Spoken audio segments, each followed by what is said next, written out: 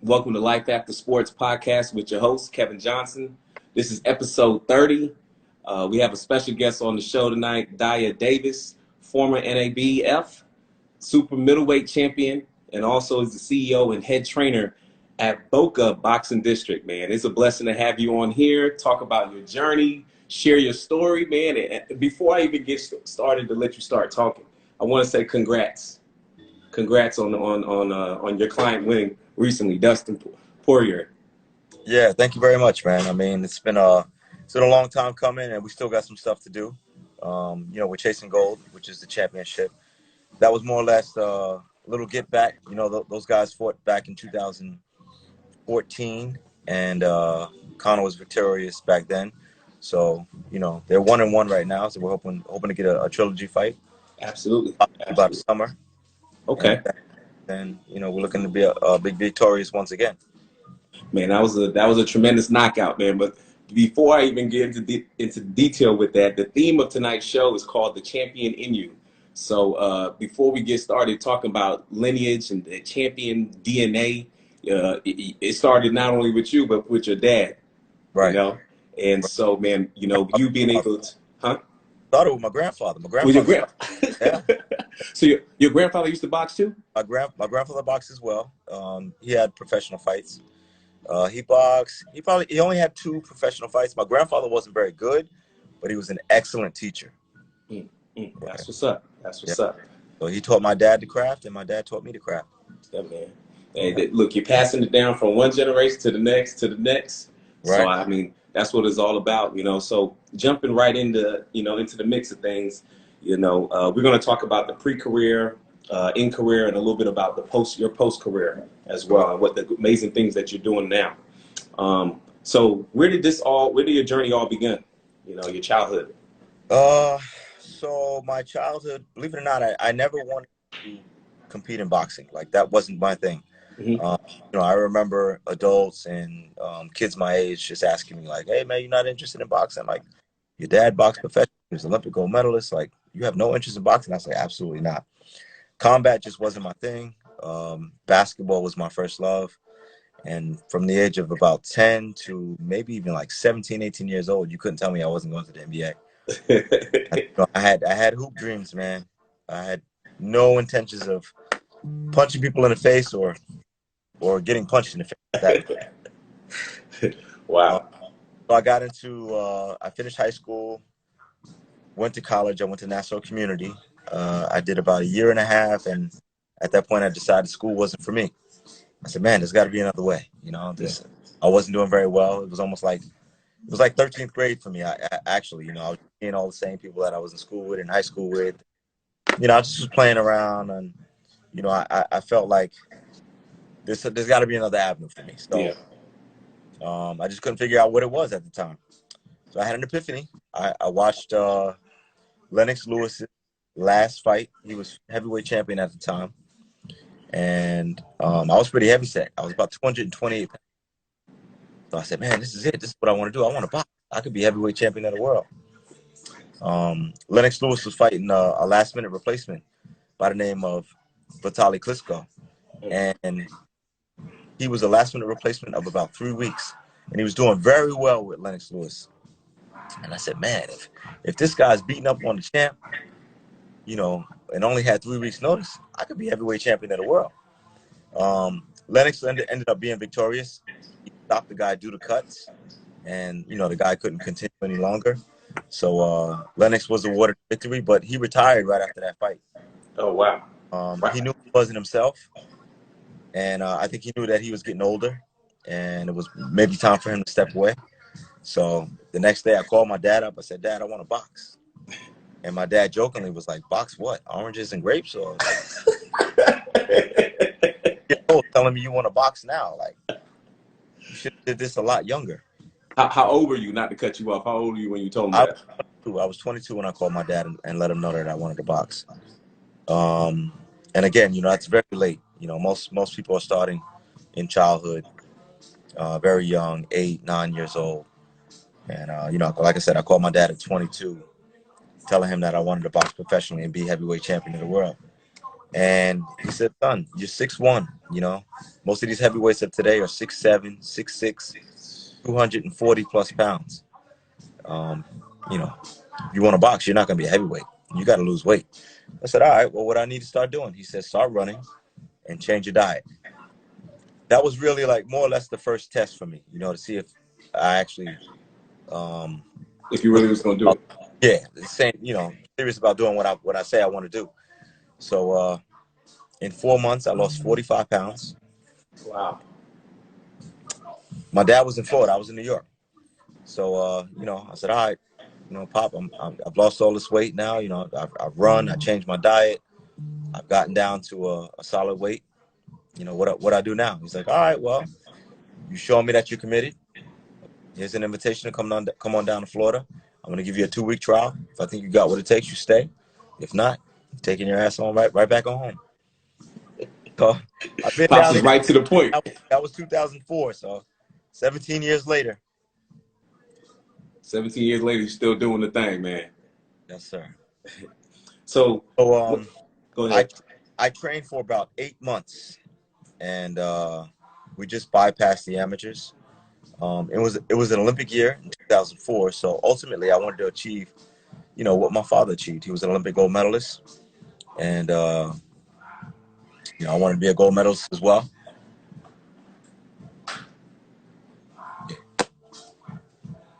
Oh, hold on, my bad.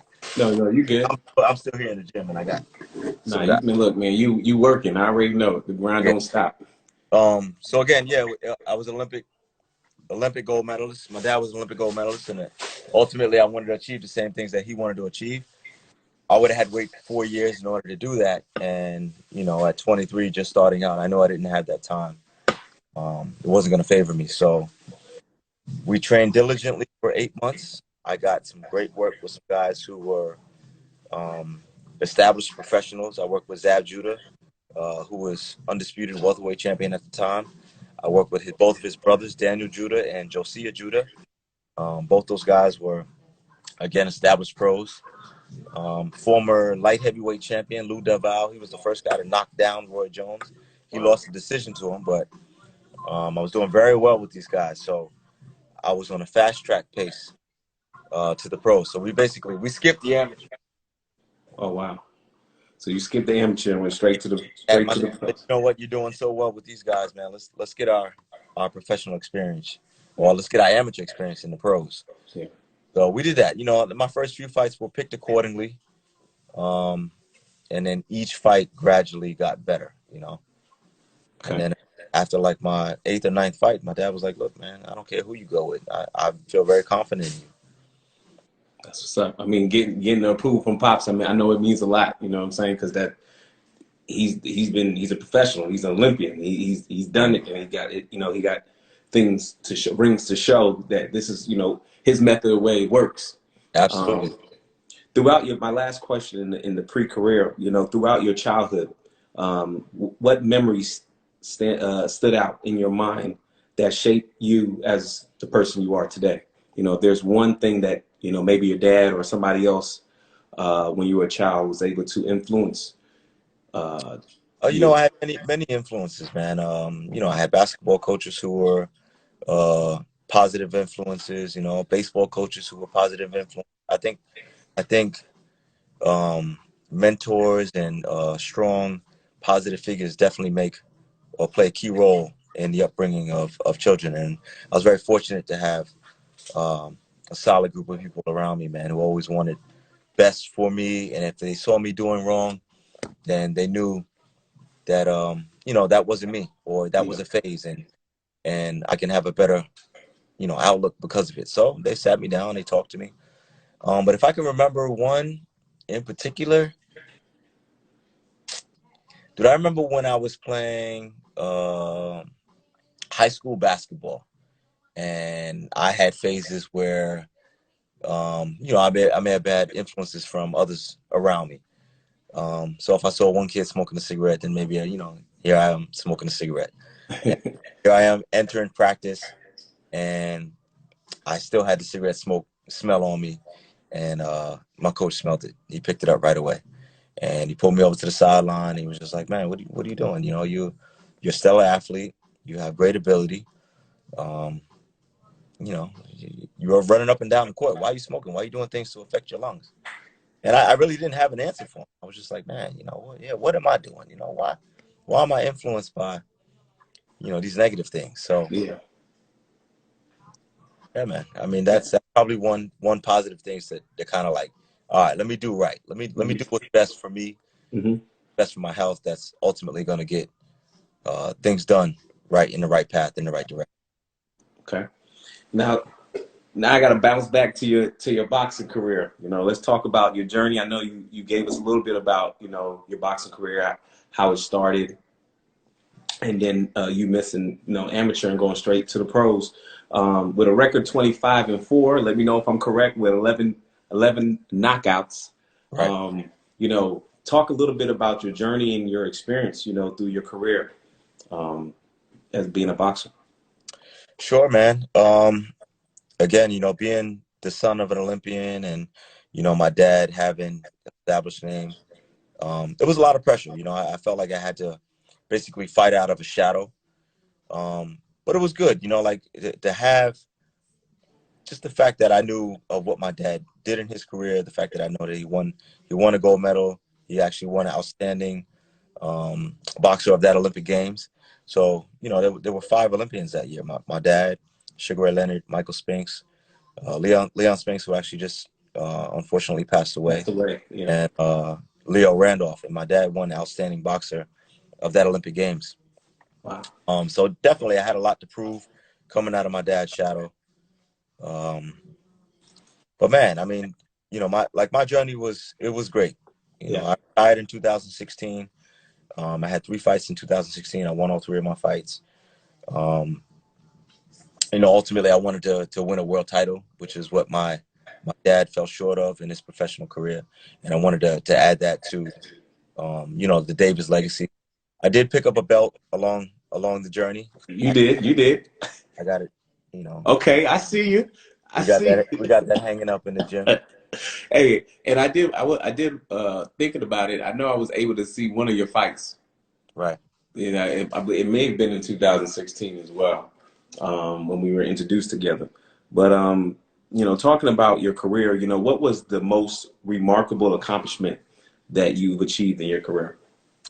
I would say definitely winning the N.A.B.F title. Yeah. And more or less like it put such a gracious smile on my dad's face, you know. And you know, had my dad fought for that title, I believe he would have 100% won as well.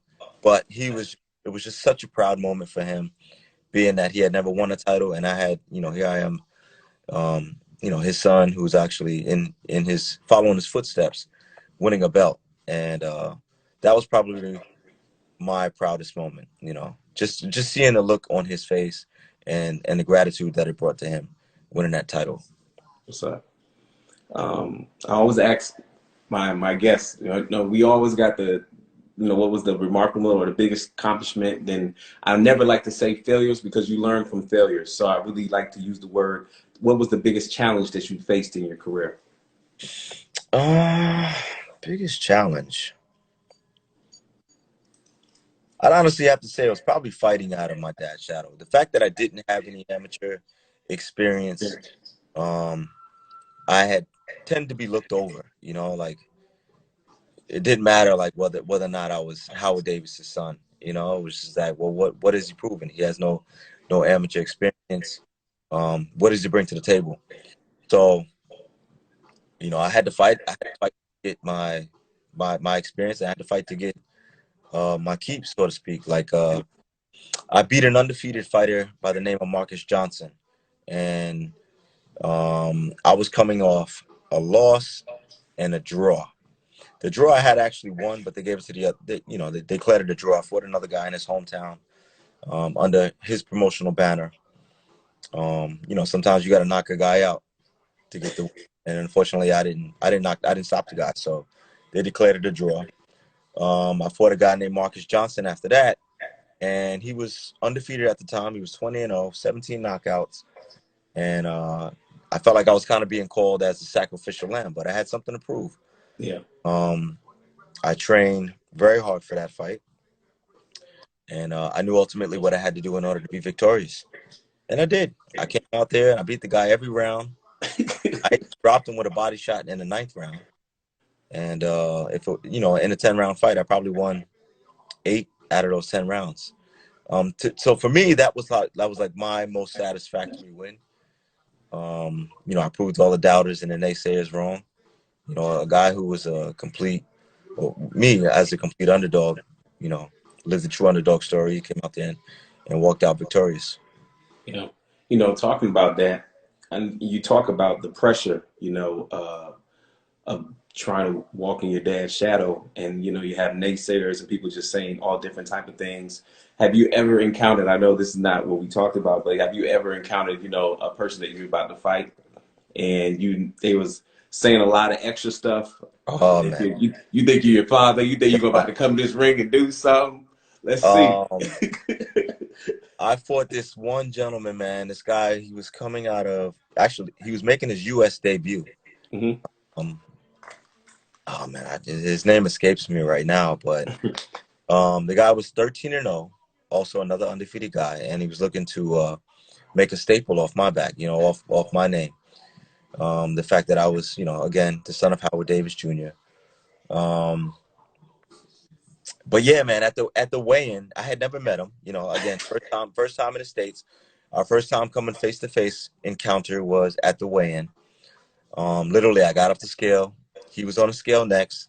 He got off the scale, and they do the face-off, the press conference. I'm Yeah. sorry, the weigh-in face-off. They're a little pre-banter before the fight. Yeah. And here we are, face-to-face. And in his African dialect, he goes, "Tomorrow, I am going to end your career." I was like, Okay. okay, that's all I needed to hear. But again, it was a difficult fight, man. I dropped him twice in the first round, and I thought it was just going to be a breeze after that, man. It only got more difficult. Man. The guy he just kept coming, bringing a lot of pressure. His corner just kept screaming, "Fight like a lion!" Fight like a lion? Well, what the hell am I, a gazelle? But Hey, yeah, man, they had to use, huh? Go ahead, go. What was I saying? was gonna say they had to use any tactic possible. Man, he fought like a lion, all right, man. And believe it or not, in the last round, we were both exchanging left hooks at the same time. Yeah. And, typically when you throw a left hook, you keep your right hand up. One hand is out, the other one is holding to protect. I had my right hand down as I was throwing a hook. He threw a hook with me, blop. Man, he rocked me. He went to go throw an overhand right, and he slipped and fell. Thank God, because that's what I needed that to recover. Dang. That little half a second that he, slipped and bust his ass and got back up. Referee wiped his gloves off and everything. Yeah. That I needed that split second, because had he hit me with another punch, I probably would have went down, man. Oh man. But yeah, man, we came out victorious, man. That was a difficult one. That was here in Miami. But yeah, I was the first one to defeat him. So, Hey, first you had to do something because he was talking a lot of smack. But fight, bro. talking about your career, while playing professionally, has there been a moment where you thought about, what is my life going to be like after sports or after boxing? You know what? I started coaching in the peak and prime of my career. Again, when I fought that guy Marcus Johnson, who was undefeated at the time, I had beat him. At that point, I was ranked number 3 in the world. So, within the next fight or so, I knew I was getting ready to fight for a world title. That's when my dad reached out to me and asked me if I would be interested in coaching. He had started a promotional company called Fight Time Promotions, which was a Florida-based promotions, South Florida. And he ended up becoming the number 1 promoter in the Southeast. So with him doing that, retiring from coaching and moving on into promoting, he asked me if I would be interested in coaching. And I'm like, Dad, I just won the biggest fight of my life. I got plenty of time to coach, but I don't think now's the time. He was like, look, he's like, by coaching and taking over my position at American Top Team, you'll be earning money, supplement income, basically while you're not fighting, and you can also strengthen and work on your craft by working with other fighters. You're going to see different looks. You're going to see different styles of fighters, which will then help you entail in your career. So I'm like, okay, that makes sense. So started started working with guys, and I started to really enjoy it. And I'm like, man, this is going to be this is setting me up for life after boxing. Like I'm still doing what I love, but I'm on the opposite end of it. I'm not the one getting hit. Yeah. I'm coaching guys and working on that craft, and so. Well, I mean, what you're doing is important. Obviously, they need people like you, like yourself, that's in the right corners of certain athletes to help them. You see something that needs to be fixed. As a coach, you want that. You had your dad to coach you, and now you're coaching others. So I think it's important in regards to the aspect of the life after sports and him telling you like, hey, get into this so you could be able to set yourself up. A lot of people don't have that. They don't have that person in their corner that can be able to navigate them in the right avenue. And Yeah. so for you to have that, I think that was tremendous. Yeah. I mean, the fact that my dad, not only did he teach me, but um, honestly, the greatest gift that he did give me was having the ability to teach as well. I mean, I ultimately think that was the best gift that my dad could have ever given me. And, other than life. Other than life. Yeah.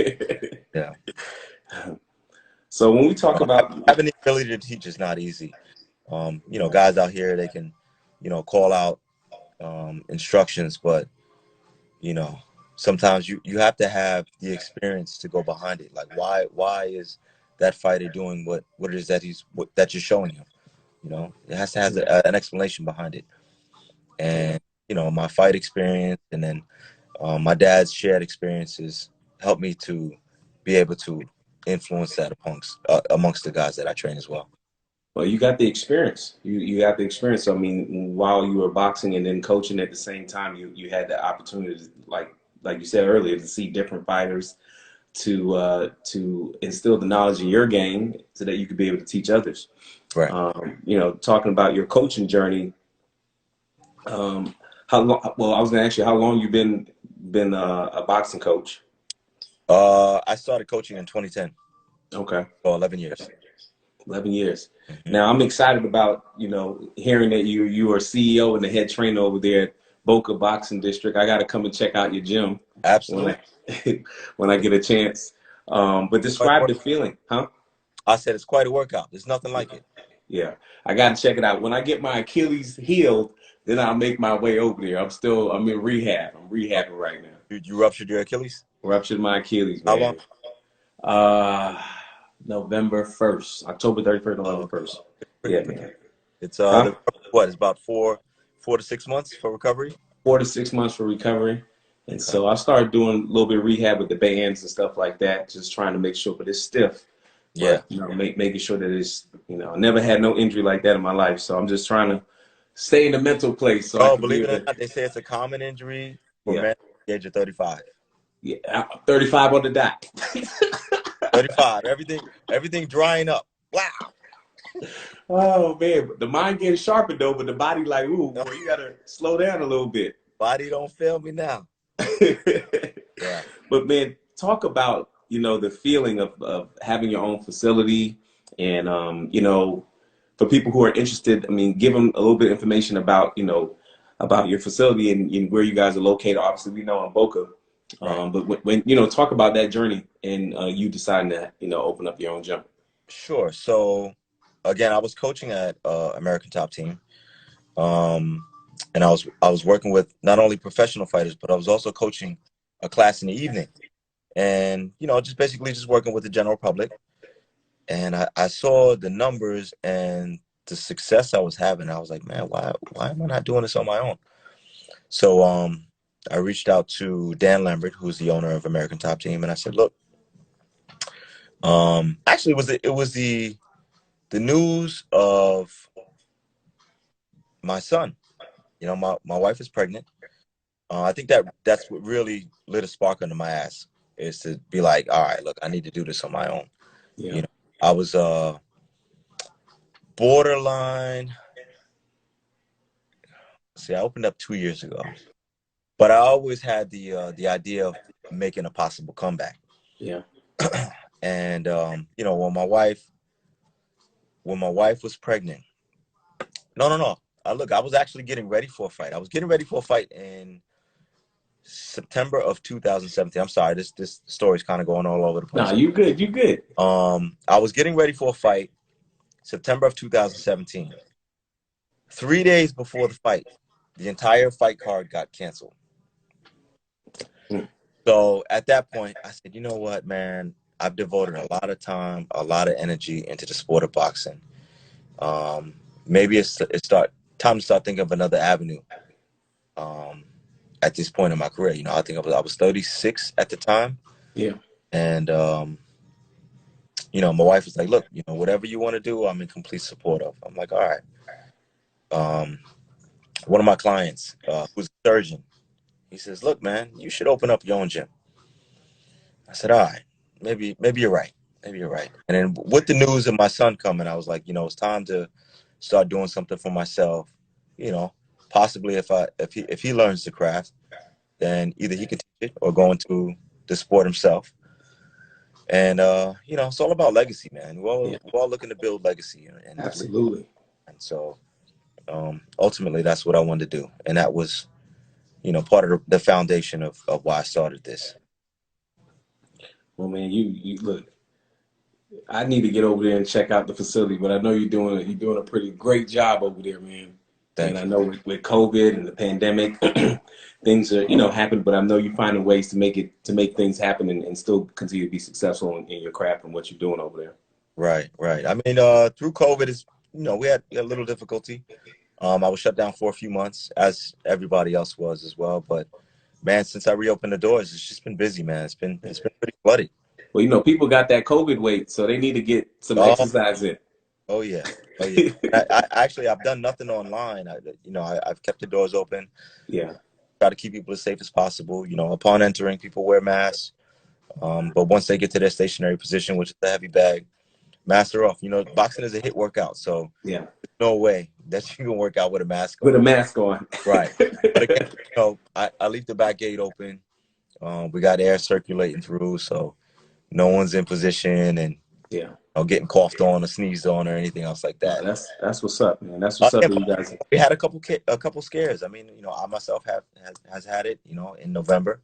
Yeah. And a couple other people have had it, but we got through it. We're right back here. And again, we do our best to stay safe. You know, Stay safe. have people sanitize upon walking in, and again, mask on until they get to their bag, and that's it, man. You're doing all the protocols, the correct protocols, man. Now, Right. my next question to you is, what is the most rewarding thing pertaining to you training your clients? Now, when you say clients, you mean personal clients or Personal clients. some of the Personal. fighters? Matter of fact, both. You can tell me you got personal clients, then your fighters. Which one is more rewarding to you? And they all may serve different purposes, you know? Yeah, I think ultimately everyone's got a goal to achieve. You know, if I can help facilitate that to get it done, if I can help them, you know, shed the excess weight that they're looking to get rid of, or if I'm with a fighter, ultimately, you know, most guys are looking to achieve championship level, win a gold. I mean, God, when these guys come out victorious in the way, whether it's losing weight, you know, help with more confidence, winning a fight. If they're winning, I'm winning. Yeah, absolutely. Absolutely. You know, my next question was going to ask you in regards to coaching, because coaching different sports is a little bit different on, how you sit down with your player and you say, okay, look, let's look at film. Let's see what our opponent's doing. This is what you're great at, what you're not great at. What are some things that we need to make sure that we're on the same page? You know, I was a college coach for 10 years coaching women's basketball. So for me, I think coaching women and coaching men is totally different. Women listen a little bit more. Men, Right. you got to prove to them that they should listen to you. Right. So I bet there were a lot more emotions to deal with those as well. a lot more emotions to deal with because it's 10 to 15 players. Mm-hmm. But when they listen and they'll go above and beyond for you. Right. So in regards to your fighters, have you ever encountered where, you're coaching or you're teaching your client and they just feel opposite on what you're teaching them, and you really have to break down the dynamic on why you think it's important? Like, have you? Yeah. Um, Those could be tough conversations sometimes. you know what? It typically doesn't happen with uh with clients, but Hmm. it'll happen with fighters. Sometimes they feel a little, they get to a point where they feel like they can't be coached anymore. Um, Believe it or not, I've had an incident with Dustin where he was like a little hard headed at one point. Um, another fighter I could think of, Hector Lombard, that I work with, who Hmm. was very bullheaded. Like, guys get set in their ways and they think that um, what they're doing is great and can nothing be better than that. Or a fighter never wants to come to a point to where they're stagnant, to where they no longer have the ability to learn. There's always things to learn. And I think as coaches, our job is to always challenge, Right. put the challenge, because I mean, if we're not giving them something that's challenging to them, it becomes easy. It's like, why am I fighting if you're not pushing me towards my limit? Right. Right. So again, like you said, I mean, fighters need to be challenged. And if it's something that the coach can't do, then sometimes you got to put them in with some stiff competition, man. Sometimes some rough sparring, some guys will get roughed up around the edges, and they'll be like, "Well, damn, well maybe I don't know everything." So Yeah. do you, at your job as a coach, do you also talk to, like, you deal with the sparring partner that the fighter will be practicing with? Like I'll try to communicate with the sparring partner what it is that we're looking for and what it is that we need, Yeah, to try to give a similar look to what we'll be facing. gotcha, Yeah, gotcha. Okay, that's important. no, absolutely. Um, my next question is talking about describing what it takes. We talked about the champion mindset. You having being a champion as well, having it in your DNA. When you're working with fighters, how is, do you find it challenging to bring that championship mindset out of them? Or most time, most fighters in their mind mentally are already there. Um, I think conf- Sometimes that's more mental than physical. yeah, I think confidence is it's earned through repetition and habit. So, like if a guy is constantly doing something good, he's gonna be more confident at it, right? Yeah. Um, if the things that I'm training him to do are starting to work in sparring, then he's gonna become more confident. Um, and I think that's where the confidence comes from. When the things you're working on are starting to work in a gym, they start to work in fights, then ultimately you just achieved or just hopped over another hurdle in confidence. And I think that's the way that works. Okay. Okay. Now, I know I already told you congrats on your recent victory with Dustin.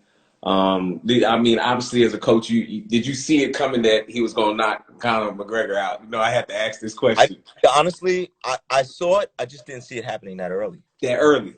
Yeah. I thought what we were gonna do. The game plan is Connor tends to fade in fights, right? Hmm. We saw it in the Nate Diaz fight, the second fight with Nate Diaz. We saw it in the fight with the champion Khabib. I always butcher up his last name, Nurmagomedov, whatever. I um, know who you're talking about, though. I know who you're know talking what about. I'm talking about. Uh, so even the fight with Frankie Edgar, we saw that he tends to fade in fights. Yeah. So again, the game plan was to chip away early, stay safe, and then we're going to look to get him in the fourth and fifth round. And that's where Dustin actually comes on. He's a better fighter in the fourth and fifth round because his pace, his stamina, his output is remarkable. So again, we thought we were going to get it done a little later, but we got it done early, man. Got it done early. Got it Yeah. done early. Don't get paid So, for so huh? we don't get paid for overtime No. in combat sports. So it's better to go home early. No, I definitely agree with that. I definitely agree with that. I know that must have been a great win for Dustin, as well as for his career, as well as for everybody that's been attached and working with him. So, man, I mean, big ups to you and everyone that was working with him and continue to, to make an impact on the sport. And I've been watching you for a while, and seeing you making the maneuver to, you know, still in the boxing phase, but making your maneuver. And I see you. I mean, I know we don't talk that much, but I see the things that you're doing, and I'm proud of you, man. Just want to Indeed. Likewise, let you man. know that, man. Well, Nah, man, I appreciate it. thank you, brother. So my last two questions, you know, what advice would you give to a young boxer who has the desire to be a champion in the boxing ring? Uh, don't get caught up in the hoopla, man. Stay Mm-hmm. focused. Um, you know, stay focused, man. You know, try to get a good instructor, try to get a good teacher, a good coach. Um, try to watch, try to do some film study. You know, Yeah. film study is very important as well. And I think that's what helped elevate me when I first started. Not only because I had great teaching, but the homework is done at home as well. So, you know, you're learning in the gym, you're learning from your coach, but not only do you learn that stuff in the gym, but you also have to take it home with you. And it'll help speed the process also by watching footage. I tend to watch. I only wanted to watch greatness. I didn't want to watch like fights. I didn't want to watch, you know, some guys who just I don't want to label anybody a bum, but Yeah. you know, some guys you just weren't learning from. So I only wanted to watch greatness. I would watch Muhammad Ali, my dad, Ray Leonard, Evander Holyfield, Pernell Whitaker, Salvador Sanchez. I mean, I only wanted to watch great fighters. And you didn't say Tyson, man. What's up with that? I mean, Mike Tyson was a beast. He didn't model my style. I was the I fighter who got you. Okay, okay. hit, hit, and not be hit. Right? I was a stylistic fighter. Mike Tyson he was a bull in the china shop, man. He's coming in. He's a wrecking ball. You know what I mean? Do you see any because I know you're in the industry already, so do you see any young fighter or anybody after his time that has kind of took on the mantle of fighting like how he fights like a bull? Like Tyson. Yes. Uh, I got to give it to Javante Davis right now. Okay. I mean, you know, he has the ability to box, but he has the ability to get you out of there with one punch. Mm. And he's doing that at 135. I mean, it's not a heavyweight, but man, that's a young bull right there, man. Young bull. Yeah, awesome. Okay.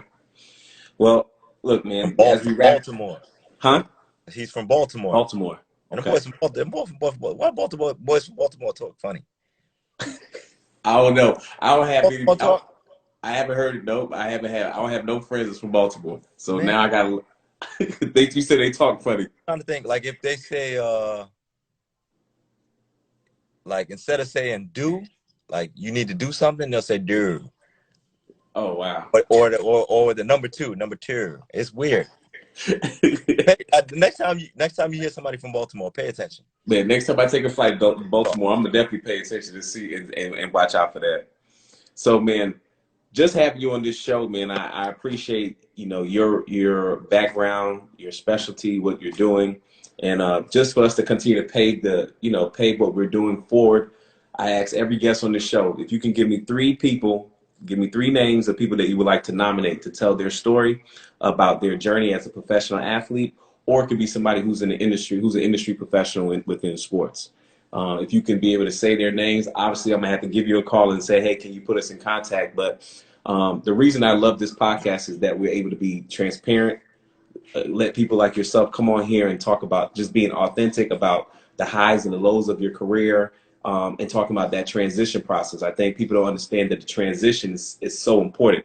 There's different phases to your life. You know, you got from when you're born to you get to college, and from college to your adulthood and what you're doing in that first or second phase. And I think a lot of times the motto for our show is called, when one career ends, a whole new set of opportunities begin. Absolutely. And so I think not even really having to do with sports, but knowing that there are phases to our life, and that just because you're playing a professional sport and it's done and you stop or you retired or you had an abrupt injury, or your career ended abruptly, doesn't mean that you're not significant, doesn't mean that you cannot be able to, be passionate about other things outside of the sport. And so this whole podcast is just about, telling stories, sharing perspective, and giving our guests, or giving our guests the opportunity to share their story. So, if you could give me 3 names, man, of people that you would like to call out, let me know. All 3 personal friends of mine. I like to start with my friend Kevin Newman. Okay. He's a young up-and-coming fighter. He's got about, I want to say he's in the double digits now as far as his fights goes. He might have like 10 or 11 fights. He was under the Mayweather promotional banner, and remarkable fighter. I've had the opportunity to actually spar with him as well. Got the goods, man. He got the goods. Kevin Newman. He's a boxer. He's fighting at 168, and he actually just called out the monster of my former weight class, 168. Edgar Berlanga, right? This guy's probably 17-0 with all first round knockouts. 17-0, 17 knockouts. Wow. But yeah, so he's on the journey right now to chase down Edgar Berlanga. Okay. So hopefully that fight gets made. Another personal friend of mine, Thiago Pitbull Alves, who has made the transition from a UFC fighter, and now he's fighting bare knuckle. Yeah, bare knuckle boxing.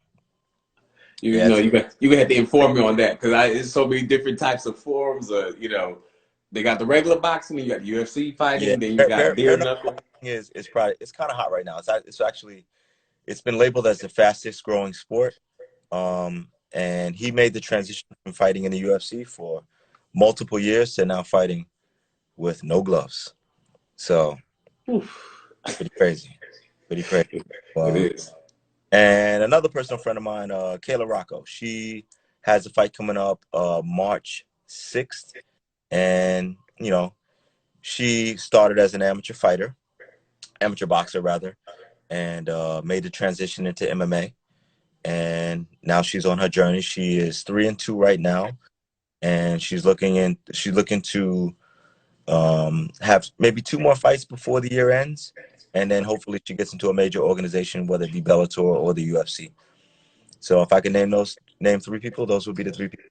Man, I appreciate it, man. I'm gonna reach out to you so I can be able to get in contact with them and be able to get them on our show, man. We just trying to continue to push the narrative forward and give a platform for athletes and former athletes and current athletes and industry professionals to be able to just tell their story, be authentic. And I appreciate you taking the time to get on our show today, man.